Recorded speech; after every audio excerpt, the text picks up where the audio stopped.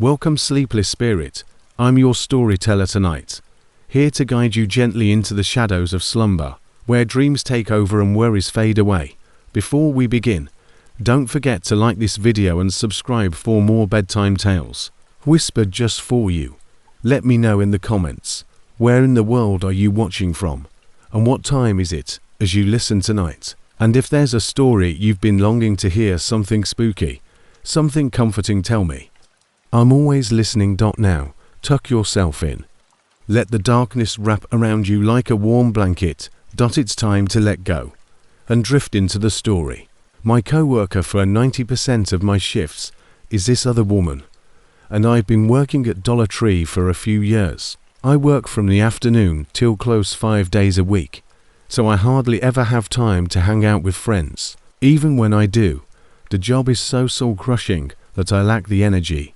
Karen isn't as horrible as a stereotype Karen, but I believe that after she reaches middle age, she and I won't get along well at work. I'll just say that most days, it's just the two of us running the company, doing all the work, while our boss sits in his office doing nothing.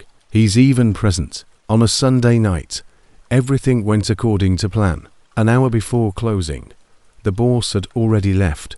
Karen was operating the register, and I was sweeping the aisles in an attempt to get ahead of our closing duties. This aisle was in the center of the store, so I could see right to the entrance.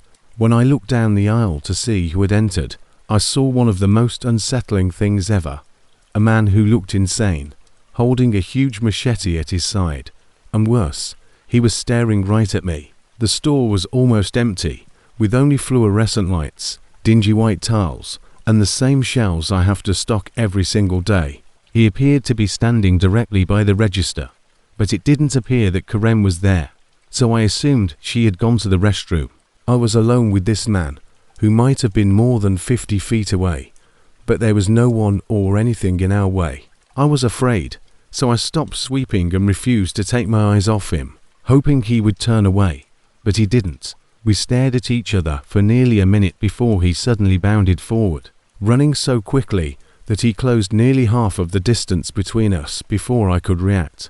I thought about what I could do to prevent him from entering, so I swept everything off my boss's desk, flipped it on its side long ways, and jammed it up against the door. This was something I would have struggled with on any other occasion, but the adrenaline in my blood unlocked more strength than I ever thought I had. Seconds before I thought the door would surely be chopped. I pushed my entire body weight into the door, trying to keep him from getting in, as I fumbled in the dark and finally found the lock.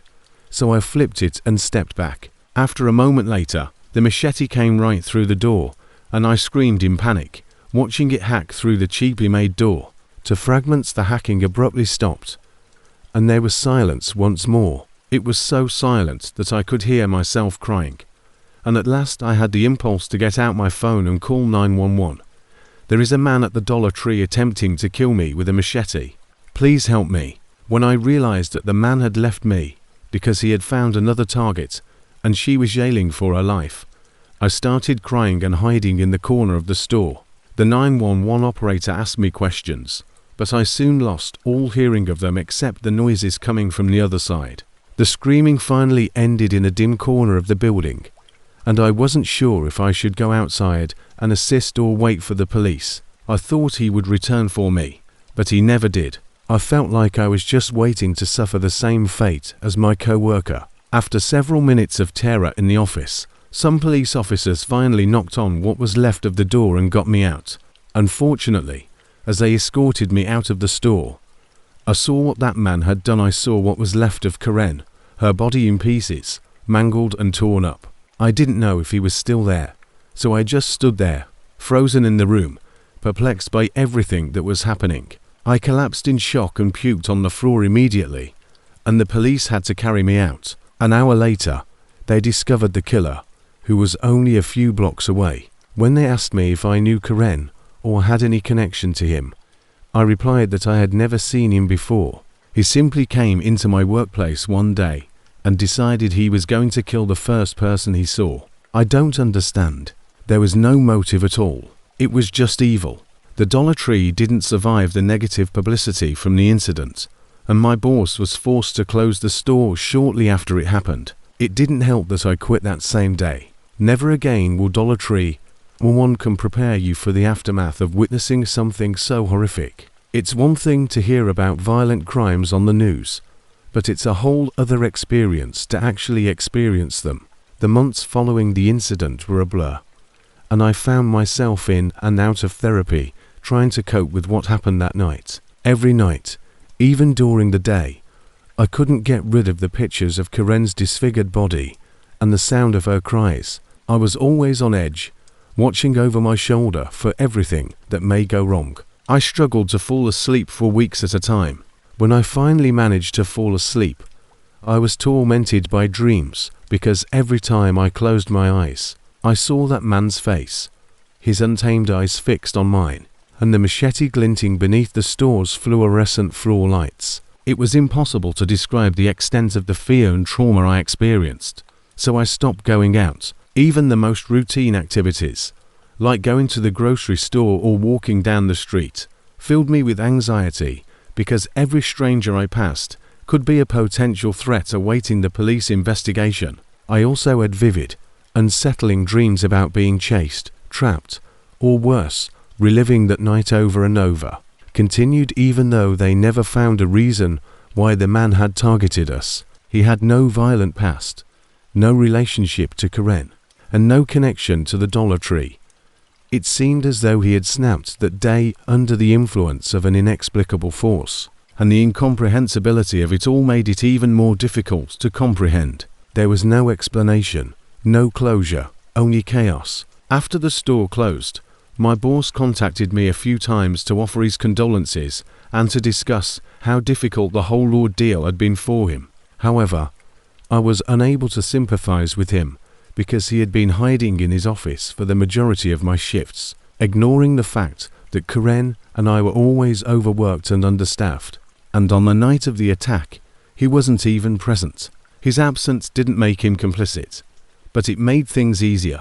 Eventually, I became aware that I couldn't continue living in the same city where the incident had happened because everything there brought back memories of that night, including the Dollar Tree, the customer service positions I applied for, and the entire town. I packed up and moved out of state in the hopes that a new beginning would help me recover. It wasn't easy, and the fear didn't go away just because I had moved, but gradually, the nightmares began to lessen. I still have bad days, but they're becoming fewer and farther between now. Therapy and connecting with other survivors of traumatic events made a huge difference. Distinction reflecting on the past, I acknowledge how fortunate I am to have lived. The experience changed me in ways I never would have imagined, but I'm learning to live with it little by little. The world is a scary place, but I refuse to let that night get to me. Karen wasn't as fortunate, so I've tried to honor her memory in small ways, like giving to charities in her name, or staying in touch with her family. I'm still figuring out what the remainder of my life will hold, but I know that I'm stronger now that I've experienced the worst, and the fact that I managed to go through it must be a testament to that. Everything is $1 at Dollar Tree, where I work right now, albeit late goods do cost more, about $125. Anyhow, this story is from about 2 months ago. I work part-time, and as a woman, I balance a variety of shifts. Sometimes I open the store early in the morning, and other times I stay until late at night. I've been trained to handle a variety of tasks, from stocking shelves to operating the cash register. One Saturday, I was scheduled to start work at around 1 p.m. I worked as a cashier for a few hours when I initially got there because there were 2 other staff members to cover the registers. I was restocking a shelf in the back of the store for about 5 minutes when I finished and started to leave when I noticed a man standing near the back corner. He stopped me as I was walking past, initially asking for help, but soon his remarks turned inappropriate, and he tried to hit on me. I wasn't interested, so I tried to brush him off. We were a little busy, but not overwhelmed, and it was probably around 4:00 p.m. However, he continued to make me feel more and more uncomfortable. He was rather short, had dark hair, and had a thin build. Although he didn't seem particularly dangerous, because there were other customers and co-workers nearby, I still felt uneasy.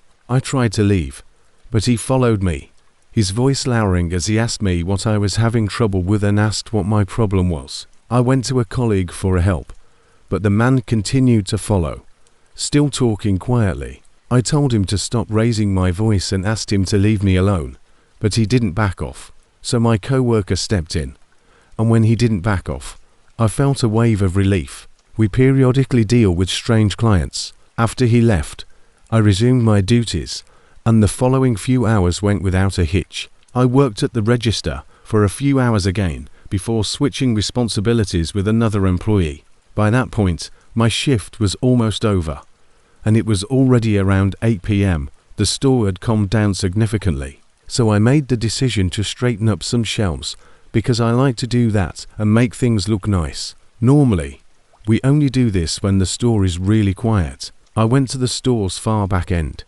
where there was nobody in the aisle, and there was a lot of stuff that needed to be organized. I spent maybe 2 or 3 minutes working on one of the shelves when I heard something to my right. There were 2 big boxes in the aisle, probably filled with toy balls or something similar, but they were nearly empty. I looked around and was shocked to see the same man from earlier emerge from one of the boxes. I couldn't believe my eyes. He had been hiding inside it. Before I could react, the man jumped out of the box, his eyes fixed on me, and he began to walk toward me. I backed away, thinking he must be insane. Now that I was in the nook of the store, I asked him what he was doing, but he remained silent and continued approaching. I snatched one of the baskets from the neighboring pile, and when the man was within 5 feet of me, I used it as a shield, holding it out in front of me. I yelled at him to stop, and he told me to calm down. I hoped my colleague would hear me. With just the basket between us, the man stood there and asked me to leave the store with him. I refused, but he persisted, and just then I heard my colleague coming. As she went down the aisle, the man told her to leave, and my colleague threatened to call the police. The man took a few steps away from me in her direction, and we both asked him to leave again and again before he eventually left the store, vanishing along the way. We were both concerned that he might return or be waiting for us outside the store, so my colleague watched the door while I looked inside and saw that no one else was there. For our own safety, we decided to lock the door and close early. We called the police, reported the incident, and described the man to them. They searched but were unable to locate him. After that, we went home and told our other co-workers about the situation. Fortunately, I haven't seen the man since he was barred from the store, and I hope he never returns. When my daughter Sarah was in high school, she worked with me as a manager at Dollar Tree. We would joke about and assist customers throughout our shifts. Those were the good times. But once she moved out, she got my only real issue at work is a guy named Trevor. He was already there when I became a manager, and I never understood how anyone could have hired him from the beginning. He's troublesome, creepy, and always gives the female employees strange looks. His work ethic is practically non-existent. He's late so much that we've had to close the store a few times because no one is there to open. He's rude to customers, rude to me, and rude to everyone. He's even been written up several times for yelling at other employees. The last straw is when I catch him stealing from the register, and I fire him right away. He doesn't take it well, of course, and he yells and swears as he goes. But I believe a few weeks later Sarah calls me in a panic. Tell him to leave and never return. At first, Trevor's frequent visits to her Dollar Tree seem innocuous. He purchases a small item and returns it the following day, but Sarah soon learns of it.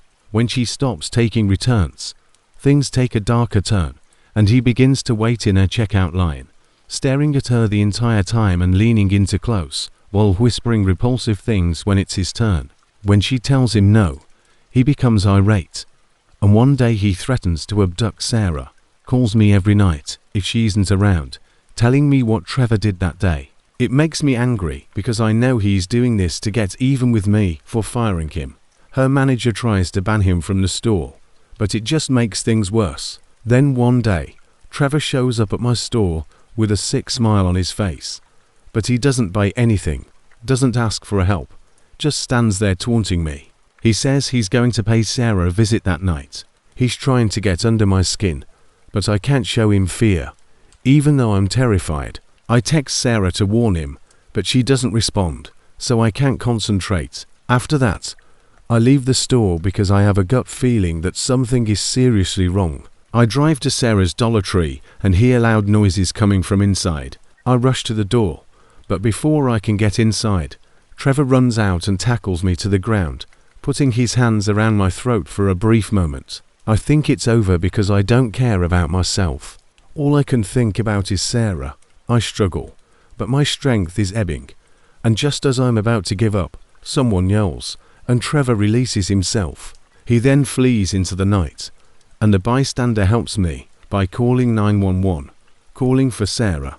I dash into the store, but my worst nightmare arrives when I discover her. Yes, she is no longer there. Nothing can bring Sarah back, even though the police apprehend Trevor minutes after he first arrived at her place. However, during the investigation, they discover something in Trevor's apartment that makes me shiver. A notebook full of intricate plans, not only about Sarah, but also about me and a number of other ladies he has collaborated with throughout the years. Trevor had been following several people in preparation for each encounter with precision. He has a lengthy history of violence and harassment, but until now, none of it had been recorded or taken seriously. Then came the most unsettling turn of all. A picture of Sarah taken just a few weeks before to her passing. Even now, as Trevor rots in prison, I can't get rid of the feeling that it wasn't just about revenge. There was something darker and more twisted at play. I'll never understand how someone could do what he did, and no amount of punishment will ever be enough. The only thing I can do now is try to continue for the sake of my two sons. But part of me died that night with Sarah, and I don't think I'll ever get it back. Trevor hadn't just targeted her at random after being fired when she was still working for me at my store. A $1 store was around 10 minutes drive from my flat when I lived there a few years ago, a little closer than the majority of other stores in the surrounding shopping district. I didn't go there very often, but occasionally I would go get specific things. One evening, I made the decision to go get a birthday card for my sister because her birthday was approaching later that week, figuring the dollar store would have the best bargain. The store was not overly crowded, so I was able to look through a number of birthday cards until I found the ideal one for my sister. After choosing the card, I went to the cashier, checked out, and left the Dollar Tree. I drove over and saw that they had a pretty impressive selection. I entered my SUV and walked to my car in the peaceful, dimly illuminated parking lot. I had my music playing on my phone via Bluetooth when I started driving away as usual. About halfway home, I thought I heard a strange noise, so I turned it down to listen more closely. For a brief moment, there was silence, but then I heard it again, and when I turned to look behind me, I saw a man's head emerge from the far back of my SUV, just behind the second row of seats. We made eye contact, and I screamed, pulling over to the side of the road without even realizing I was traveling down a quiet road with fields and woods on either side. I took my keys out of the ignition and ran into the woods. As I dashed, I heard the back of my car swing open and saw the man chasing after me. He was wearing a black hoodie with the hood up in jeans, and seeing him made me run even faster. I was avoiding tree branches, slicing through bushes, and plunging through tall grass. I was running quickly, not knowing where I was going, but I could still hear the man behind me, and I slowed my sprint to a jog. I saw a house with a light in the distance,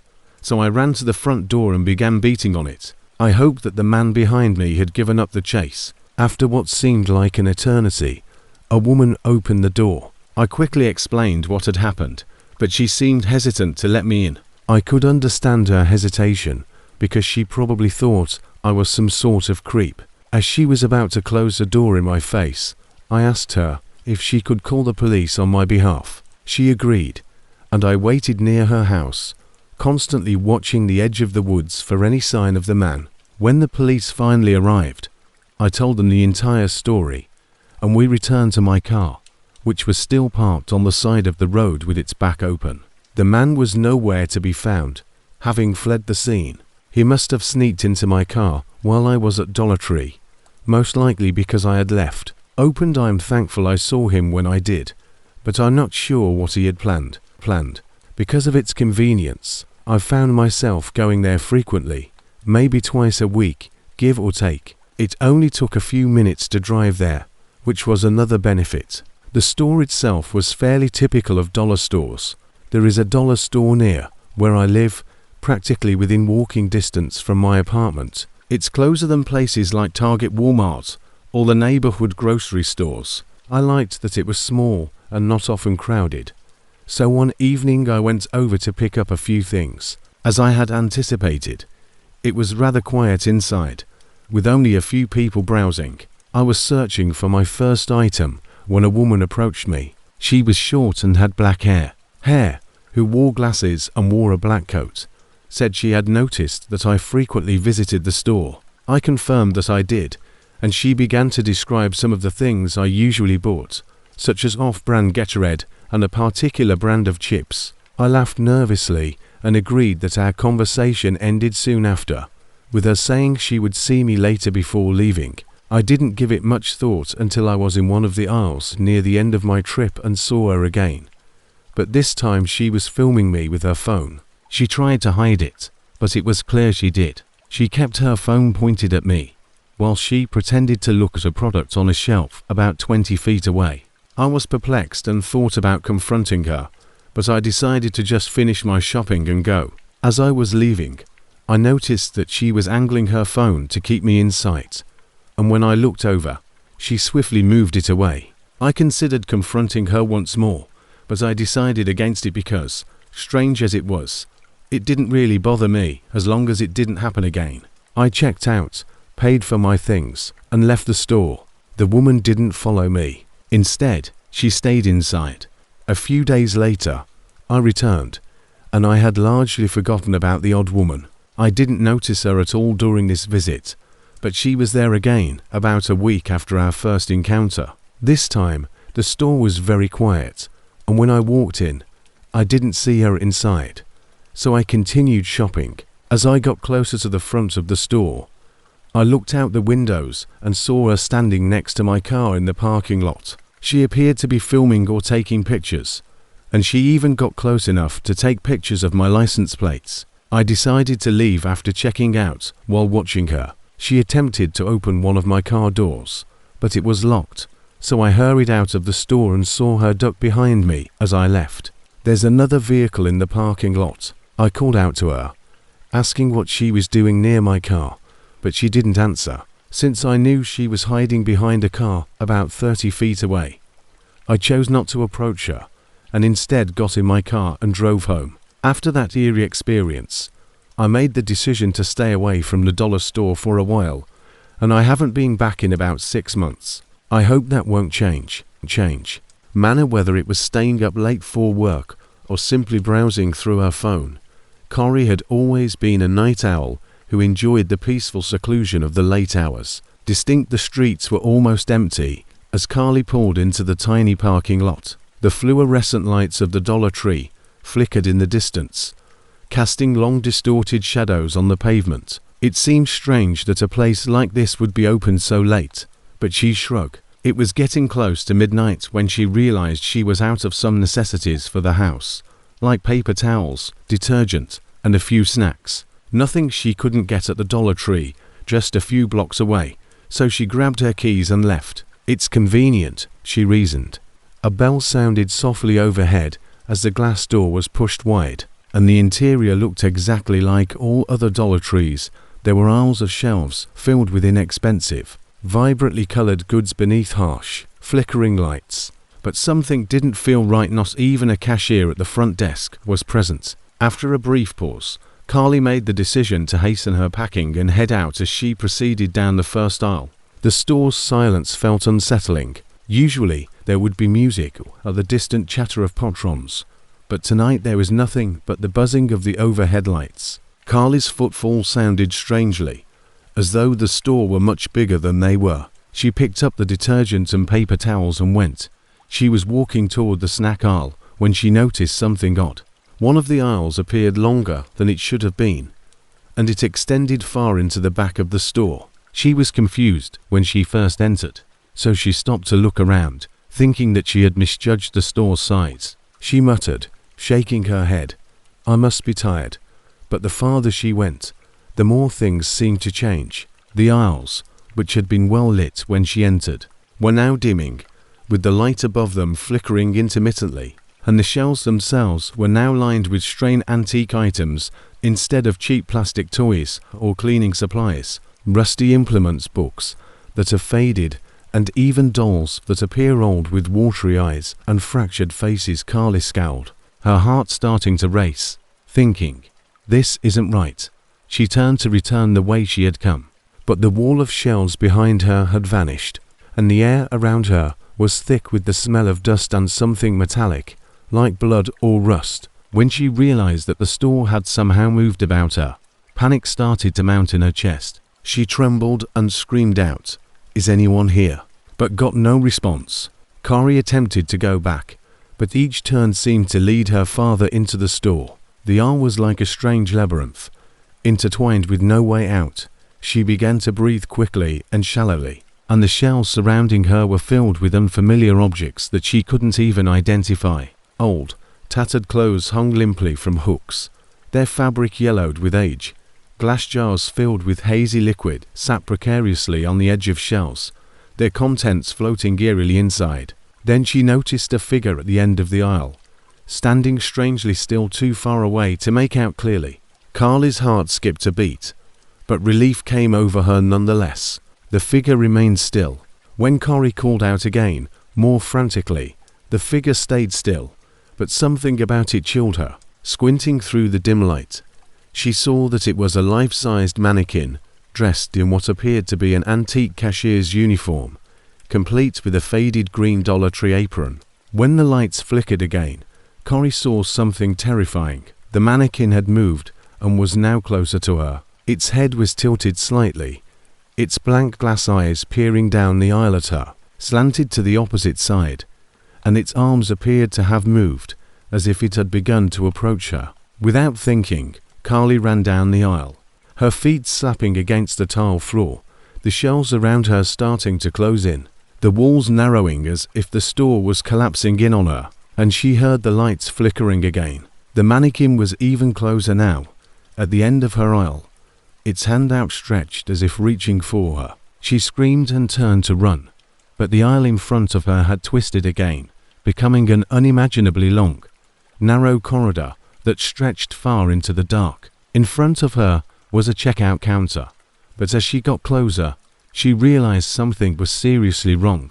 The cashier behind the counter wasn't human. Her skin was pale and waxy. Her eyes were lifeless and blank like mannequins. Her teeth were unnaturally white and sharp, and she asked, "Find everything you need." Her voice was low and distorted, echoing unnaturally through the store. She didn't dare look back, and her lungs burned as she ran, the air getting colder with each step. Carly staggered back, her mind whirling, and she started running again. However, the mannequin was in her way, obstructing her passage. It had moved incredibly quickly, its plastic hands raised and curled like claws, and its glass eyes were fixed on hers, as if they could see right into her soul. The lights flickered once more, but this time they didn't turn back on, and everything turned completely black. Carly's cry reverberated around the deserted shop as the oppressive darkness engulfed everything. Everything was in order when the shop manager arrived at the Dollar Tree the following morning. The floors were spotless, the shelves were filled, and the cash register was balanced. But something seemed strange, and he was unable to pinpoint it as he performed his routine duties. During his rounds, he saw a brand new mannequin at the front door that he had forgotten existed previously. It wore a green apron and had glassy, empty eyes like the other staff members. There was something familiar about its face. The manager gazed at it for a long moment, minute unnerved, then shook his head and left Carly's car sitting outside. The driver's door was left open in the parking lot, leaving a small jar inside. The store's lights momentarily flickered before going back to normal, and the mannequin near the door was silently staring blankly, expression concealing the horror of what had happened the previous evening.